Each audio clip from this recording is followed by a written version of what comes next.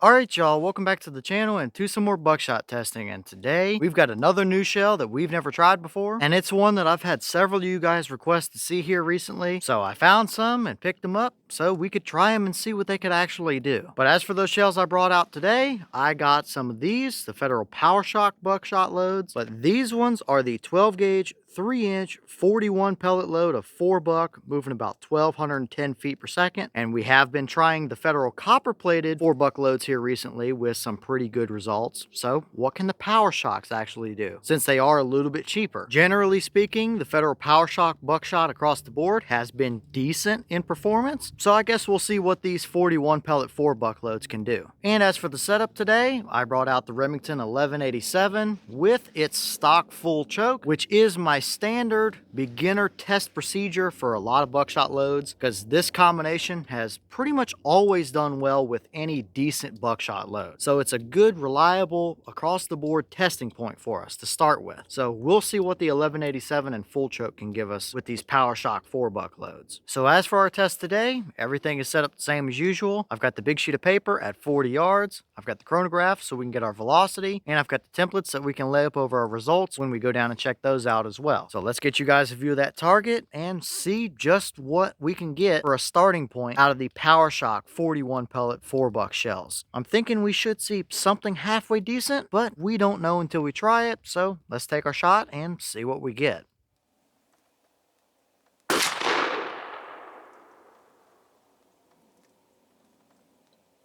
Alright, so that shell gave us 1137 through the chrono. The box claim is 1210. So out of our 28-inch barrel on that 1187, we are not seeing their box claim. But still, mid 1100s for a 41 pellet load of 4 buck is plenty good enough for whatever you would need to use it for. But what kind of a pattern did they actually give us down there at 40? Let's go check it out and see what we got.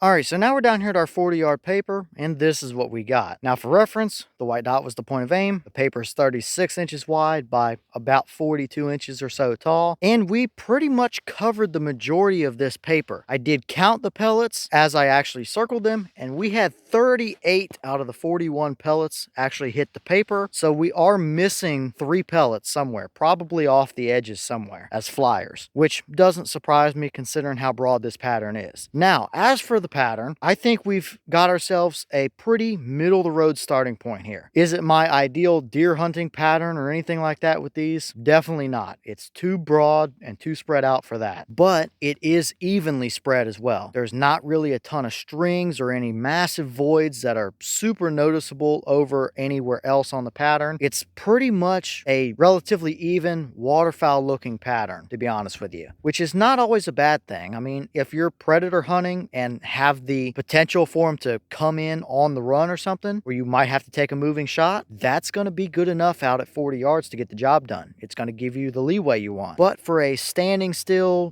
tree stand type of hunt on a deer or hog or whatever, definitely not ideal. It's too spread out for that. But it does give me hope that we can tune these in and tighten them up a little bit with a little bit more constriction of a choke, which seems to be what 4 buck likes most of the time, is those little bit tighter chokes. So definitely a broad pattern, but not a terrible starting point for us to work off of. So let's throw a couple templates up and see how they actually would have performed if you would have taken this shot in a more real life type of scenario. Alright, so first up is our 10-inch circle, and if we put it with the core of our pattern, we had 6 out of 41 pellets within there. So definitely nothing groundbreaking as far as numbers go on that one. And we do have a little bit of a void down at the bottom left corner of that 10-inch circle, but honestly, I don't think it would really matter where we put it on this pattern. I think we would have probably somewhere between 5 and 7 pellets in there, regardless of where we put it. So definitely nothing groundbreaking or nothing special to write home about there. But let's throw some actual animal templates up and see how it would look in a hunting scenario.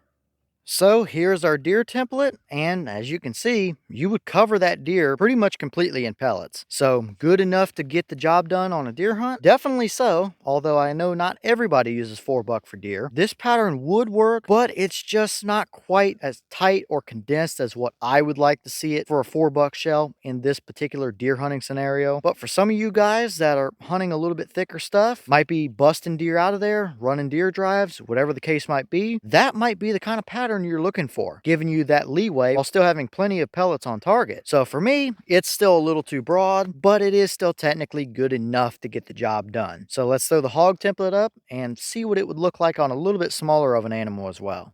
And here's that hog template, and it's pretty much the same story. Pretty broad coverage, technically good enough to get the job done, but not my ideal hog hunting pattern either for these. And for those of you predator hunters, a coyote would be just a touch smaller than this hog is, and you would still cover them in pellets as well. So overall here today, it is definitely nothing fantastic. It's nothing super groundbreaking as far as patterns go, but it's a pretty even overall spread of pellets. So that definitely gives me good hope that we can tune these in quite a bit still with the right choke combo. Tightening up that choke a little bit might really be the ticket for these, because I think we can still get more out of them. But for a starting point to work off of, not a terrible result, all things considered.